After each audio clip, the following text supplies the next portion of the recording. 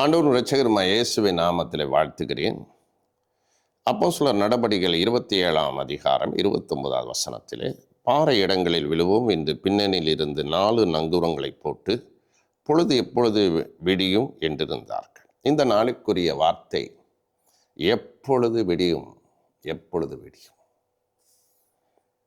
இன்னைக்கு நிறைய பேருடைய வாழ்க்கை அப்படித்தான். என் கடன் பிரச்சனை தீருமா, என் வியாதி தீருமா, என் துன்பம் தீருமா, என் வாழ்க்கை மாறுமா, எப்போ விடியும். இது பவுலோடு கப்பல்ல பிரயாணம் பண்ண 276 பிரயாணிகளை பவுலோடு சேர்த்து ஆண்டவர் காத்து கொண்டார். பவுல் அவர்களுக்கு தேவனை பற்றி சொன்னார். தேவனுடைய இரக்கத்தை அவர்கள் பெற்றார்கள். ஆனாலும் அவர்களுக்கு அந்த பாதிப்பு அவர்களுக்கு பயத்தையும் நடுக்கத்தையும் கொடுத்து, அப்பொழுது எப்படா பகல் வரும், எப்படா வரும் அப்படின்றாங்க. எல்லாம் வெளிச்சத்தை நாங்கள் எப்போ பார்ப்போம்.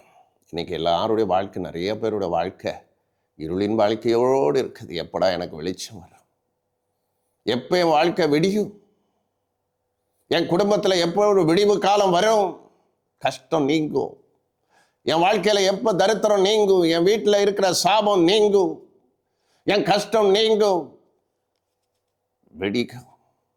விடிவு காலம் வரும். தாவீது சொல்றார் 131வது சங்கீதத்திலே,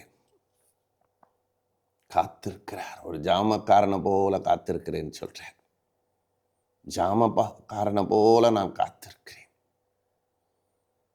தேவ சமூகத்தில் நீங்கள் காத்திருக்கும் போது உங்கள் பொழுது விடிகிற காலங்களை கொடுப்பார். விடிய கால வெளுப்ப போல வெளிச்சம் எழும்புன்னு சொல்றார்.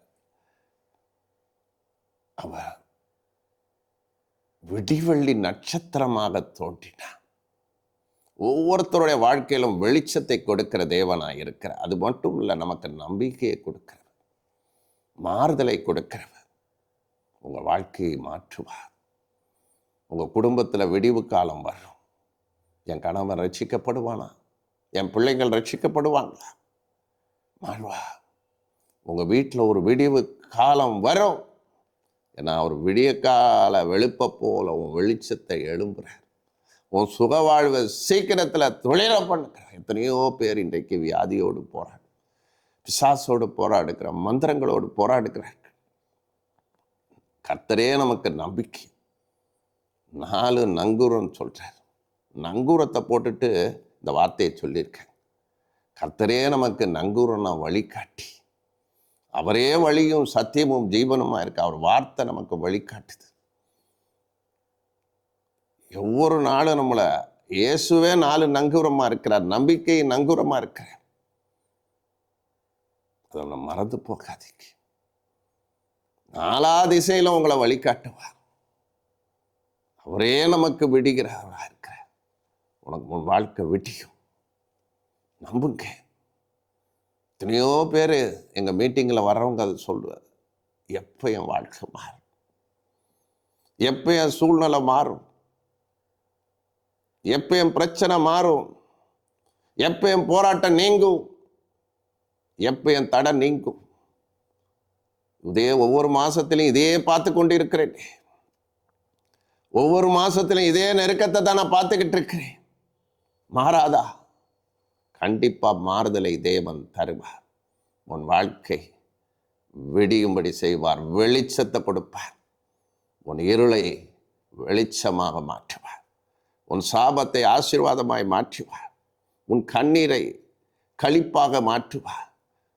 பவுல் சொல்றார், என் புலம்பல ஆனந்த களிப்பாக மாற்றுவார்.